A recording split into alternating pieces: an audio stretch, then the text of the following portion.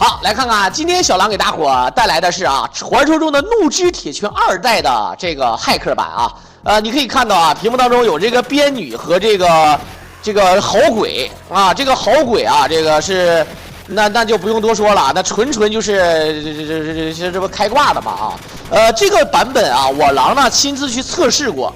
我去测试过，我选这个好鬼，这里面输出的主要能力啊，就是这个好鬼，它的跳跃 A 可以发波，然后呢可以打出巨额的连击伤害。很多人问，这种版本啊，小狼，我发现你就喜欢整这种版本，这种版本有啥看的呀？多简单，你玩一下，你试一下啊。我当时玩的这个版本，我还选的是简单难度的，我发现好难啊，好难啊，真的不是你们想的那么简单的啊。然后这里面呢，这个操作呢倒不是那么不是那么难。这里面除了像包括像这个瞬御杀，对吧这都是正常的技能所以说呢，咱们大概这个情况啊，这个是怒之铁拳2代的改版，并不是3代啊，并不是3代。而这个里面的小怪的这个 AI 啊、速度啊什么的都特别的高。所以说呢，即便呢这个咱们的人儿也很变态，但是这个小兵不好掌握。你们可以去试一下啊，在游戏平台就有这个传说中的就有这个怒之铁拳的这个板块，你进去之后呢，选择这个怒之铁拳2代的7人版，你就可以选择这个编女和这个好鬼。两个编女呢也挺厉害，但是呢速通的时间比较慢。你像咱们这个时间呢，可能大概也就40分钟多，所以说也算是不错啊。这里面的 BOSS 和有一些精英怪呢，这个血量都很多，说打起来也不是那么简单啊。双人配合还好一点。你看这个 BOSS 的 AI 不是这个 BOSS 啊，这个小兵的 AI， 也就是说这个电脑的这个智商很高，有点类似于像《三国志2》的这个战狼版。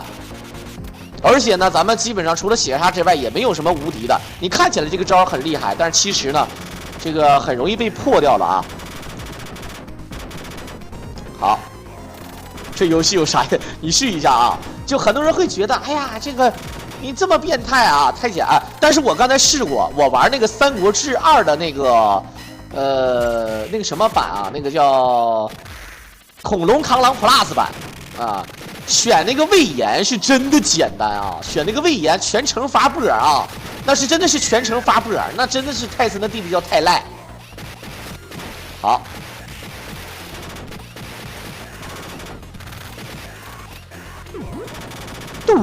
喂，怒之铁拳的这个捡东西的声音是最实在的。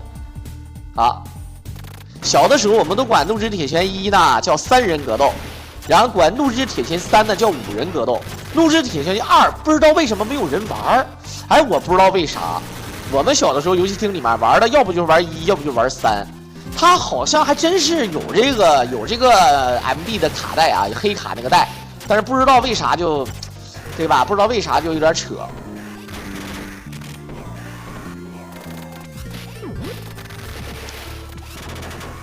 其实最牛逼的输出能力还是跳 A 啊，就这个。其实包括他跳出来踢这个原地踢这个脚，打到这个怪物也是有多段伤害的。你看，只要你原地跳就行，但是呢，你非常容易被这个小兵啊这个堵到中间打。所以说这也是这个游戏当中最难的一个地方。双人配合的话呢，一定要背靠背啊，一定要背靠背，或者说是一定要左右看。如果看不好的话，就会出现各种各样的问题。当然呢，像他们玩啊也是很正常。操作者呢是这个伊苏和这个夜雨雾啊，这是之前发布到了这个咱们的这个录像板块。好，感觉这个 boss 真的是很皮啊！这明明就是刚才的一个其中的小兵，到这里呢变成 boss 了啊！以后就是满屏幕 BOSS 的感觉。其实压制起身打啊，好啊，就这个啊，这样的话打的是最过瘾的。你看，我操，这即便是小兵都4管血，我真是服了啊！真的是4管血，回来了啊 ！OK， 直接过关，这你都分不清楚哪个是 BOSS 啊 ！BOSS 有很多啊。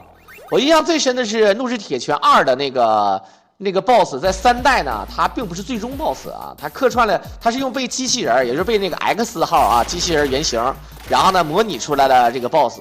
咱们这里的最后一个 BOSS 啊，然后呢包括了那个施瓦，在3代呢也是变成了这个某一个路线的最终 BOSS 啊，也就是不完美路线的最终 BOSS。完美路线的最终 BOSS 呢是那个机械人啊，人工智能，哎，爱吃火鸡面的雅雅哥，瓦郎肥来了啊！丢！好，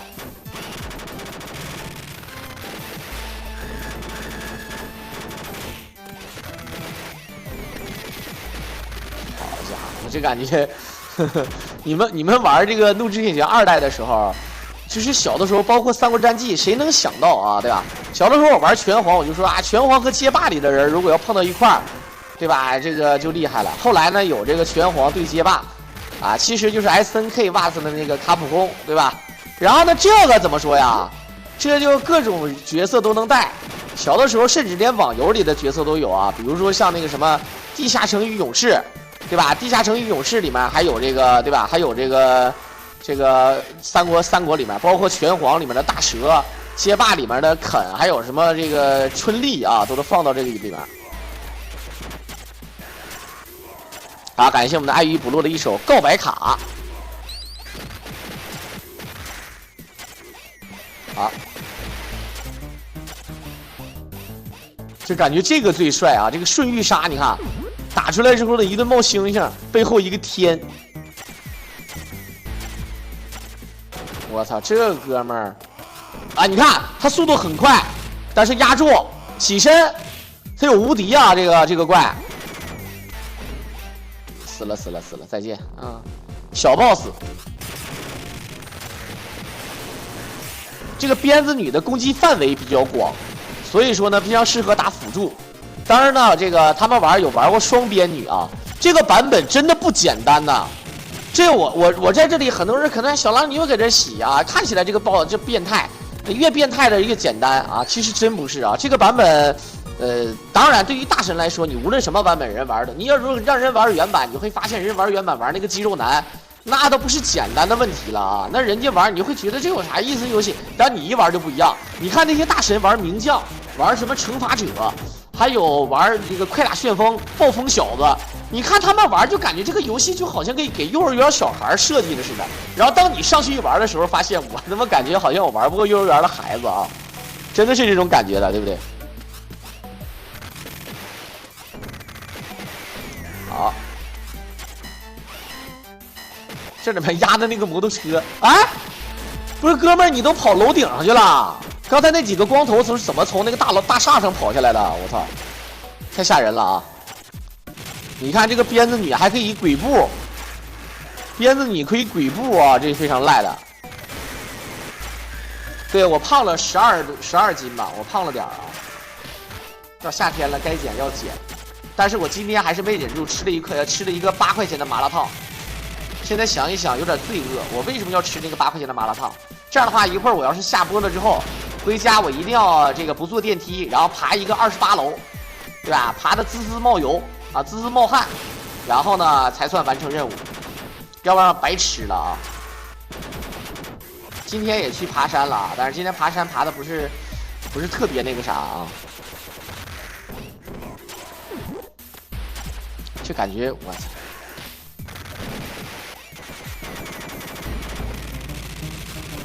感觉不到你们感不感觉到这个，这个游戏好解压呀！尤其是你看他一踢到这个怪身上的时候啊，就一直多段连击的感觉。好，后面那你看那个血乘以6乘以8。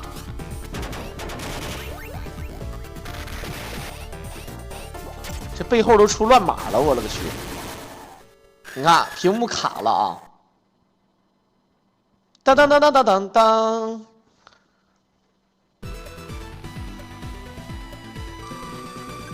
通关的音乐一定要变得非常励志，包括那个《三国战记》，当当当当当当，对吧？必须要有一个上扬的一个调啊！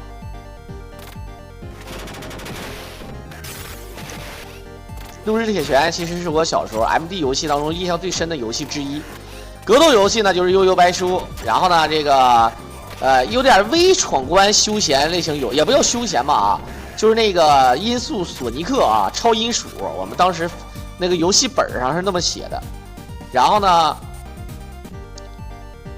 你看这个音乐非常好听啊，真的，《怒之铁拳2》的音乐啊，《怒之铁拳2》和《怒之铁拳3》的音乐都特别好听的，你们听一下啊，非常的具有时代科技感。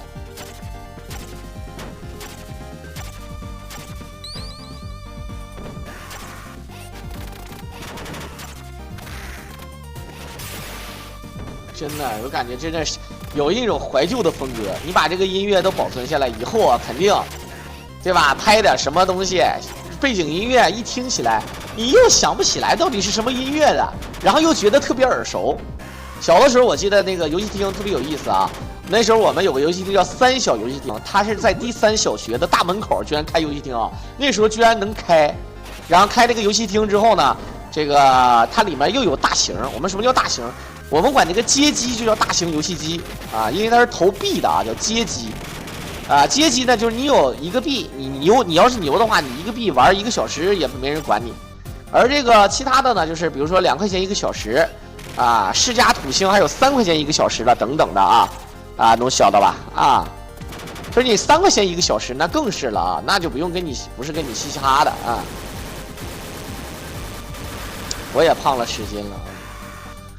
然后这种那个游戏厅里面就是全是，就是你基本上听不见别人说话，要想说就是啊，你刚才说啥？然后趴到耳边啊，我刚才我玩那个三国战记，然后那个人他妈抢我火箭，我他妈真想把他机器关了，但他哥是那谁，他哥陈凯，对吧？我关他机器，我得挨揍，操！真是以后不来这个机器这个游戏厅玩了啊，对吧？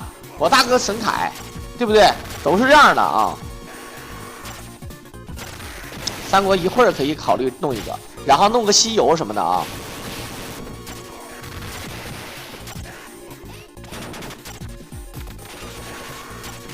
好，杜吴，我操！要吃那个苹果就是纯纯的杜吴啊。这不是小狼吗？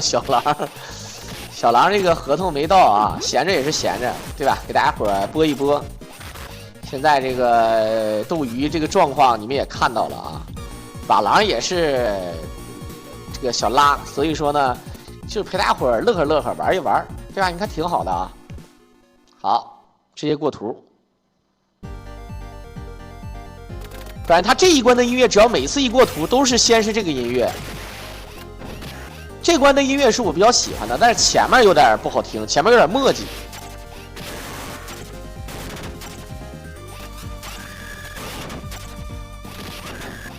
还会发波啊！你看这个，它会发波，非常的赖。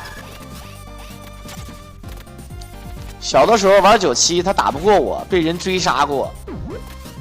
其实吧，这个我跟你说，人和人之间啊，就是存在的就是争。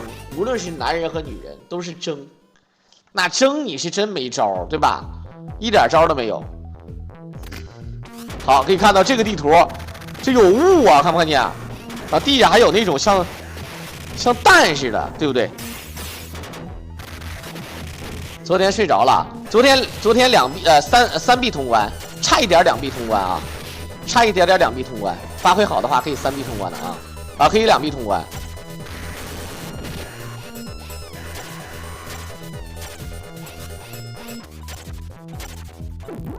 嘟，我的这个声音真的过瘾啊！番茄哥来了啊！啊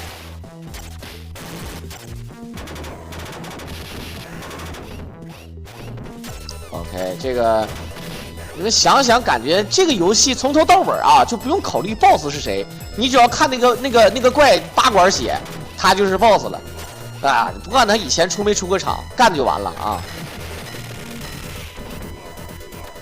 好，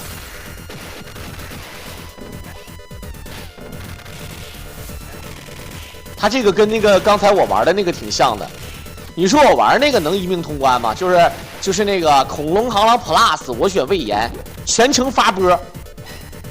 你们觉得能一命吗？你们猜？好，这个就是刚才的那个小 boss， 但是这次有2个，而且还有一个爪子怪。这爪子怪也挺恶心的啊，它会投技啊抓你，就得双人配合。啊，你看回头又给你撇子啊，挺难的啊这个。看到一个小孩玩大门，把旁边那个大人血虐，转头就是一巴掌。所以说人嘛就是这样的。比如说现在你们玩游戏，玩传奇私服。啊，或者说玩一些其他的游戏啊，你打不过人了，你只能充钱了，对吧？你只能充钱了，你充钱你就能打过人了，对吧？为了啥？不就为了赢吗？男人和女人啊都好，只要有人的地方就有纷争，有人的地方就有江湖，人就是江湖，对吧？很多人说那什么游戏？那什么游戏这个对吧？啊，你玩拳皇，你碰见高手了，你把对吧？你碰见高手了，你被他打了，你心情不好受。你说对吧？我打不过你，我拳皇打不过你，那我就现场我就揍你吧，对不对？你咋的？你能咋的？但是呢，你现场你也揍不过怎么办？是不是？哈哈，那就没招了啊！游戏厅小流氓，对呀，这个事儿吧，我觉得人他就是这样嘛，是不是？有的会想一些办法去霍霍别人，对不对？这个。你比如说有的啊，举个例子啊，比如说饭店，我这个饭店呢做的好吃，对吧？有一个饭店也做这个东西，没有你好吃怎么办？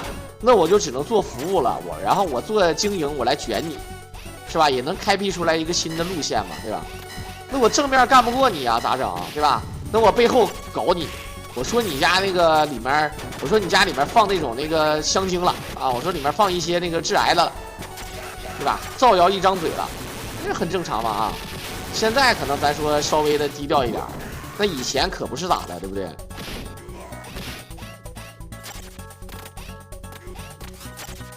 小的时候游戏厅里面，我觉得最狠的啥，就是也是江湖，你该让人赢得让人赢啊！要不然说啥呢？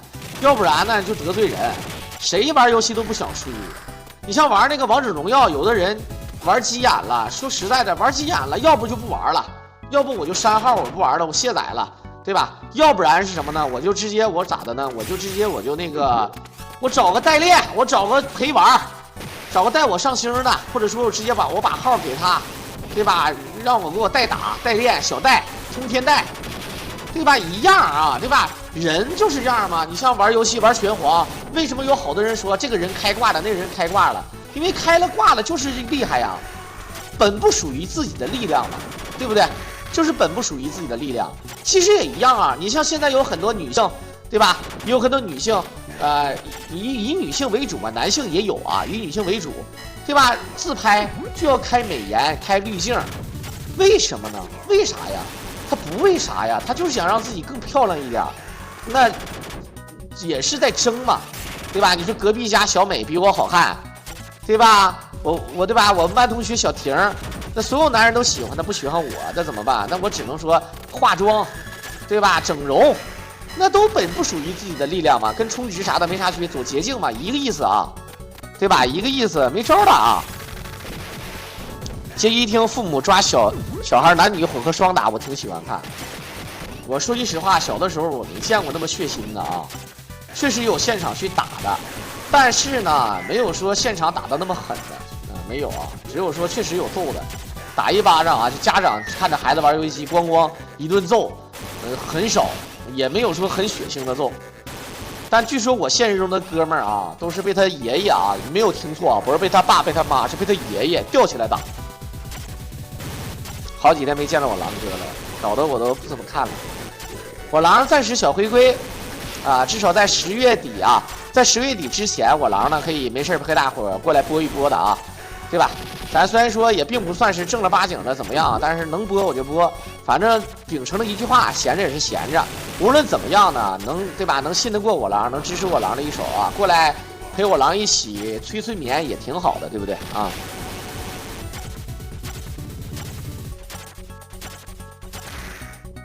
包括有很多男的也是，很多男的。对吧？不锻炼身体，管不住自己的嘴，然后呢，天生呢可能还没有说，可能天生也就7、8厘米啊，就比较短，对吧？然后呢，这个可能平常也就2、3分钟就完事儿了，对不对啊？是吧？所以说呢，可以通过一些，是吧？可以通过一些马尼，通过一些钞票啊，对吧？来搞定美女的芳心。有的人呢，这个嘴上的功夫好啊，对不对？比如说会花言巧语呀，对吧？是吧？有的这就吃一些，蓝色的一些这种药物来增加自己的联动性，对不对？都是本不属于自己的力量，是吧？所以说呢，这个都是一样的啊，对不对？你像玩97，玩97你打不过人，开个挂，不行的找代打，对吧？找代打。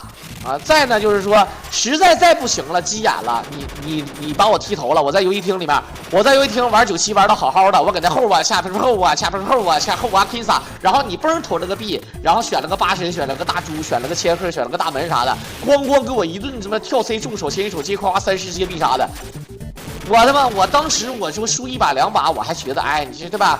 连输10把，丢人了怎么办？对吧？丢人了怎么办？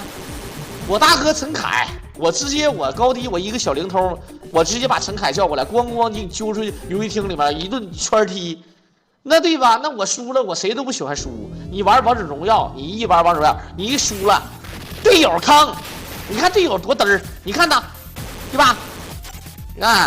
你看队友0杠3，一打开自己面板自己0杠6，对吧？反正一输都是别人坑，不是咱自己坑。对吧？一输都是对队友嘚儿，自己不帮打野看野区，打野经济不好，然后呢你被抓了害人打野不帮着抓咱们一点招没有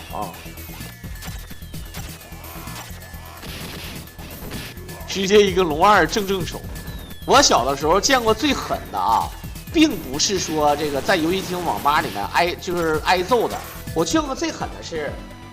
有一个小伙子去网吧玩，然后他妈进来了，一看一个成年人进来了那个时候，而且是一个女的，戴个眼镜，一瞅这个状况完了，我说你家小伙子废了，我估计家小孩废了哪个初中生是高中生那肯定被他妈抓过去，肯定一顿训，至少跑不了了吧？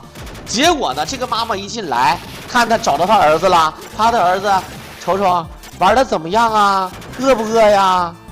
想不想喝可乐呀？我给你买点然后那个啥，家里饭给你做好了，一会儿早点回家我说这妈当的，我是真服了这我真的是亲眼所见真事儿，还要给他充会员还要给他充会员，50块钱充50块钱赠30，是吧？超级嚣张的那真是卡的心理大师小狼，我以后我高低找我直接我讲哲学讲吹牛逼好了，我真事儿我讲什么游戏呢？真的这游戏就是打开个游戏，然后陪着看，嘣嘣巴巴的，对不对这妈没救了，没有后来我才知道，那个小伙伴呢，就是已经不上学了已经不上学了，看起来很年轻，但是其实已经20了已经19岁，将近20周岁了所以说，这个也成年了，也无所谓了看起来好像有点像高中生似的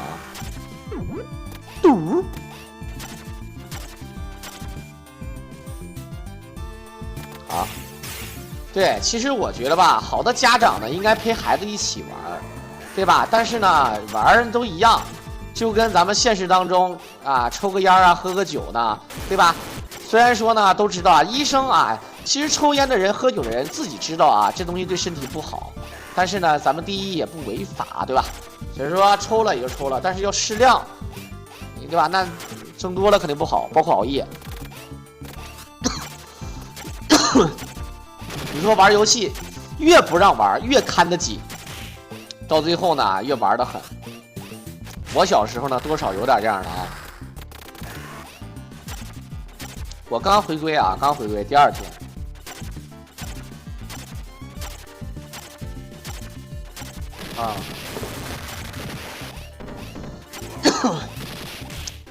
好，可以看到这个火箭飞行兵这个火箭飞行兵在3代呢也有，而且还有一个 BOSS 也是火箭飞行兵啊。怎么感觉说着说着咽炎又要犯了，嘎嘎的啊！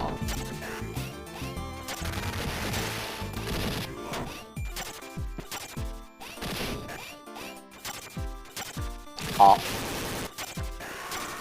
一会儿熬夜，一会儿熬夜。催眠啊！打开我狼的，其实我狼催眠，我后来发现是真的是催眠。怎么催法呢？就是我说话这个频率啊比较高频率，然后呢听起来好像很刺耳，但其实并不是这样。可以看到这个地方挺难的啊，他刚才跳起来又是这个 BOSS 会血杀，还会薅油根，看不看见？很恶心的啊！楼上好会说是啥意思？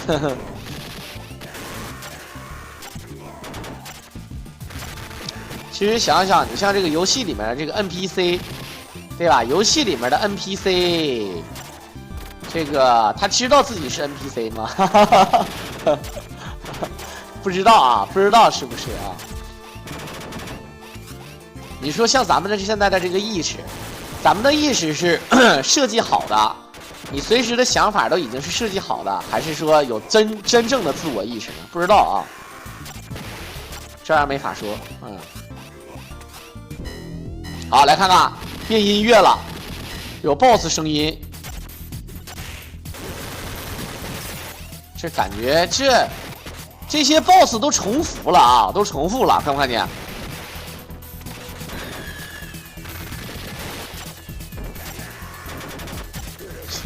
鞭子厉害多，人脑一操控的就变态了。你看这个怪他还能防御，不过不抹血啊。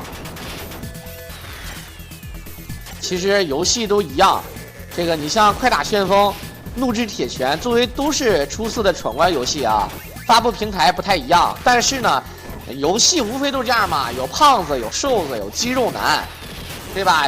有美女。是吧？这个长得都差不多，啊，有专门搞摔跤的，有拳击手，有街头小混混，对吧？什么嬉皮士，等等啊。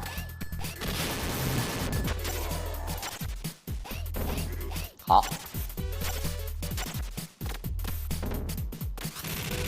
这叫什么？嘎拉萨，咱也不知道这个有。哎，你看这个拳击手，这拳击手挺有意思啊，大肚腩。让我想起了最近老看那个华人的那个拳击手啊，叫张志磊，我不知道大家伙知不知道啊？关注这个真人格斗圈的啊，对吧？这个拳击圈的有这个张志磊。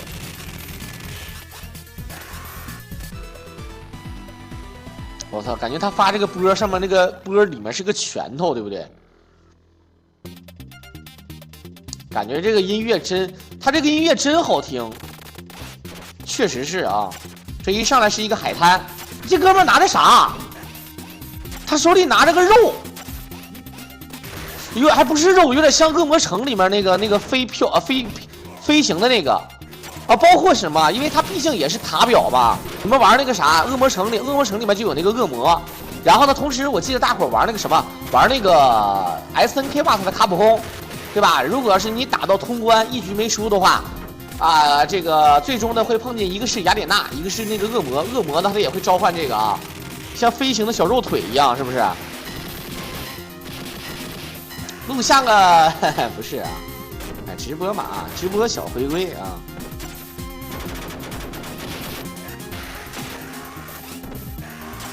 其实这个游戏如果单人玩真挺难，双人玩呢，这些高手还好，一定要左右互搏啊。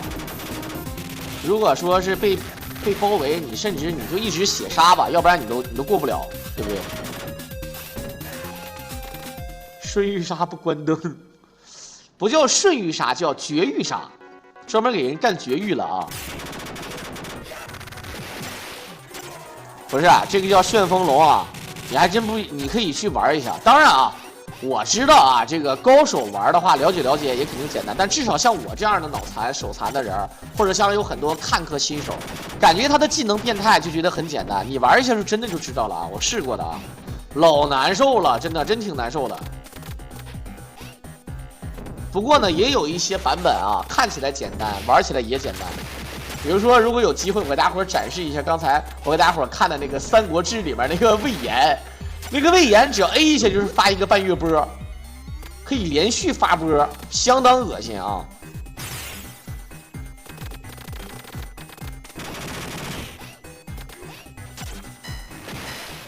好，这里面这个人像不像那个街霸里那个？是街霸吧，叫霍查。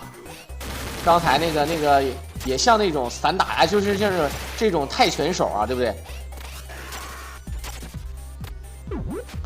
等会儿来一首小棒球绿人一臂，绿人一臂没毛病啊！啊，这个完事儿我试试啥？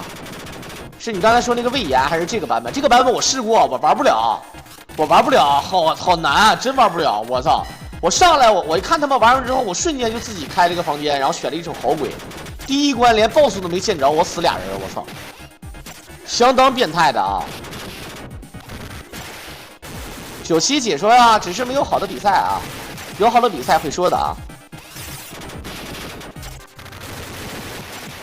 魏延那个确实我觉得简单，但是我也不敢保证自己能不能，因为那个版本是战狼版，原本就非常的难啊，战狼版，然后呢 BOSS 的血量在战狼版的基础上又乘以2，那真的是嘻嘻哈哈的啊。对，高手是玩游戏，新手是被游戏玩。一会儿我跟你们，对吧？现场看看这个版本，我跟你们玩一把啊，玩一把就知道是谁敲开了寡妇的大门。我告诉你。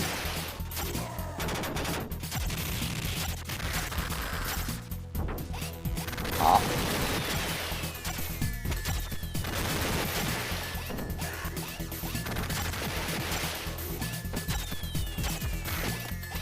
其实这个瞬玉杀这个卡的跳起来就这招，主要是靠这招来使劲。好，可以看到有施瓦，看没看见？有这个施瓦，长得就非常长得像好人的一个主角啊，一副主角脸。在《怒神铁拳3代》的7人榜当中可以选，也是第一关和最后一关的 BOSS 啊，就是刚才那个帅小伙。是谁敲开了老黑的大门？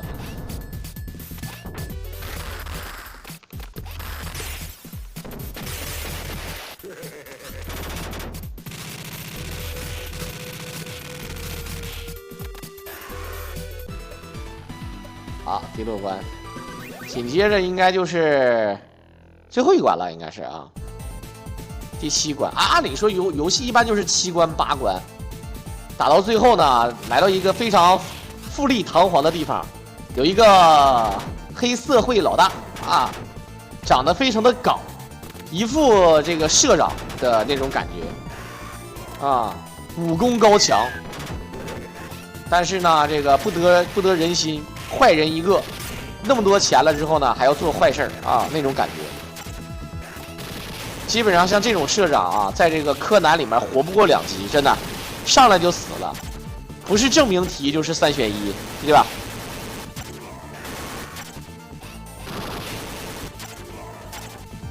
神剑伏魔录还是挺难的啊，好像目前神剑伏魔录就是最高难度的这个最难路线。一命通关，没有人打出来过，我印象中是这样的，我也不知道是不是啊。反正早些年刚模拟出来的时候，一般人打不了一臂，很多人都能一臂，但一命不太行啊。战国3其实番茄哥可能不太理解啊。战国传承3呢是什么呢？上手呢挺难，一旦上手好了就比较简单，对吧？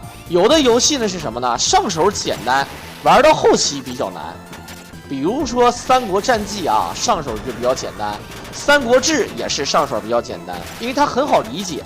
而这个战国传承啊，对于新手来说太折磨了，对吧？你根本就不是正常的玩法。有2个攻击键，有轻攻击、重攻击，然后呢有轻重攻击连接，在空中还可以切换，有各种技能啊，下 A 下 B， 还有这个超级飞豆血杀，还有道具，对吧？比如说手里剑，对吧？小飞镖。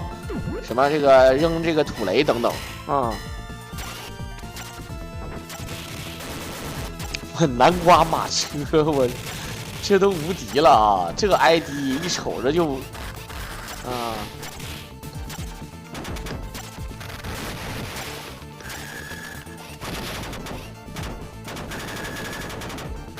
好。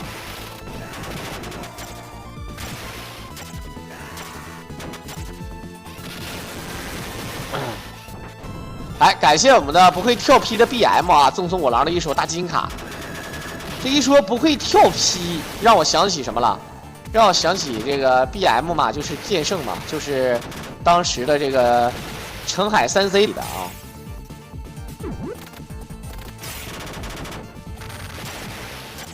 好，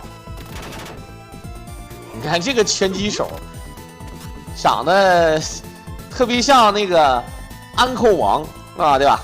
哎，安扣王啊，这里面按理说啊，这个不知道他俩搁那聊啥，我们可以快进一手啊。OK， 哎，电梯梗，兄弟们，我就说嘛，肯定得有电梯梗。哎，就是那个音乐啊，尤其是玩过《斗智铁拳3》啊，最实在啊，这个电梯梗啊。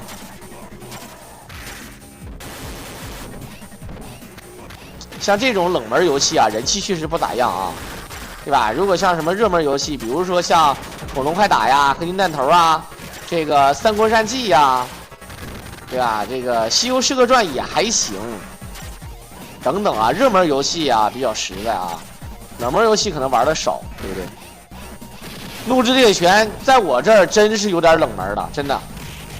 怒之铁拳游戏啊，毕竟啊，它并不是街机游戏，它其实是家用机游戏。家用机游戏呢，有好多小伙伴没玩过啊，这个发烧友能理解。飞机游戏当然难了，飞机游戏确实，飞机类型游戏 STG 类型的游戏呢，基本上没有几个人说啊，我能那个啥的啊，我能说这个有天赋的。有的人就是你跟练没有关系，你怎么练你也玩不好，就跟格斗游戏一样，你怎么练你都玩不好的，对吧？这个就是没办法啊。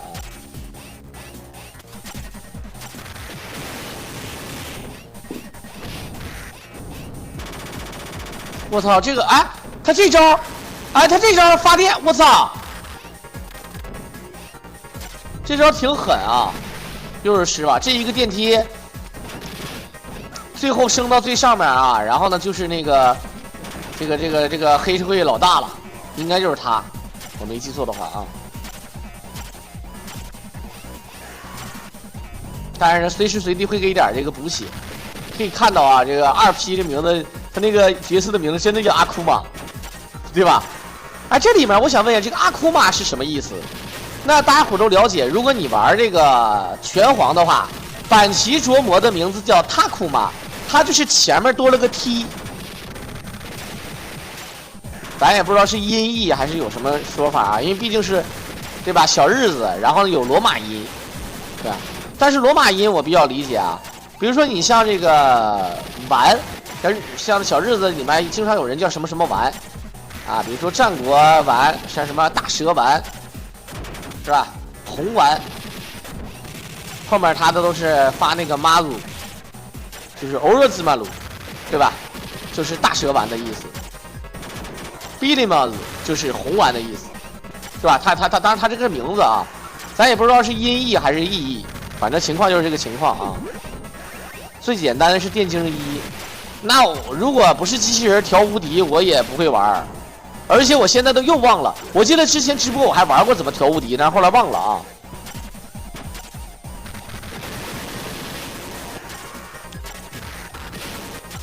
啊，这感觉这个电梯太嘚儿了，升到顶层得我估计得有30多层啊。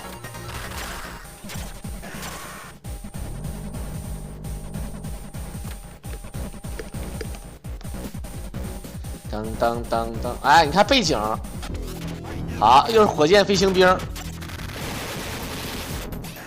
火箭飞行兵啊，他这个我感觉火箭飞行兵就是传说中的2代美国队长。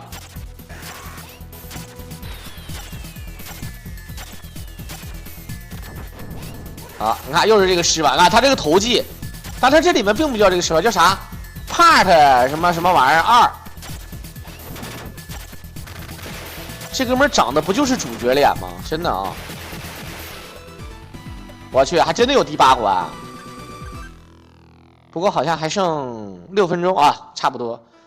最后一关啊，最后一关反而时间会挺快，直接来到。你看，你感觉那个是灯还是摄像头？怪怪的啊。